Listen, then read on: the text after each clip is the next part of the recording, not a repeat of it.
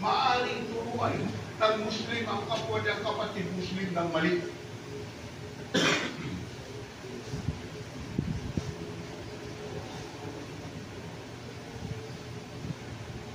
Ano ba Islam? Buong Islam. Malalaman po natin na ang buong Islam pala ay dalawa, nabubuo sa dalawang bagay.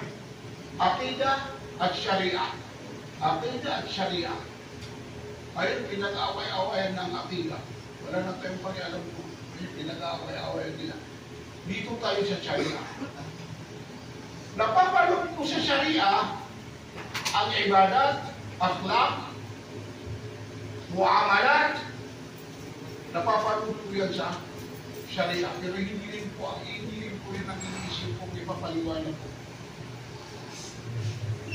Ang nasa isip ko na ipapaliwanag ko ay yung 5 na pinaka-importante na pinapangalagaan ng Sharia. Bakit itinatag ni Allah subhanahu wa ta'ala ang Sharia? Dahil ang 5 ito ay kabilang sa pinaka-importante na dapat alagaan ng isang Muslim.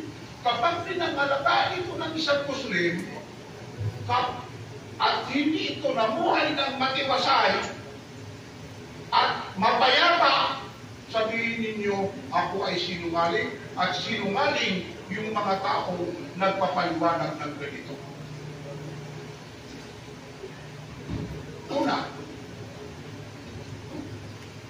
yung 5 bagay na yun ang pinapangalagaan ng Sharia na itinatag ng Islam.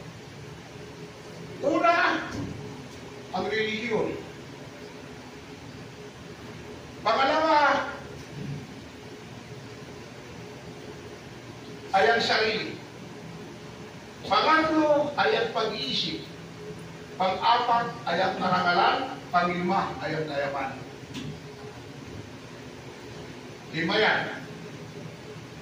Kapag pinag-alagaan mo yan, na hindi ka papayag na malumisan yan o masira yan kapag hindi ka mabuhay ng tama at mapayapa at matiwasay, at halos sa iyo na ang paraiso sa mundo ito, sabihin mo sinungaling mo.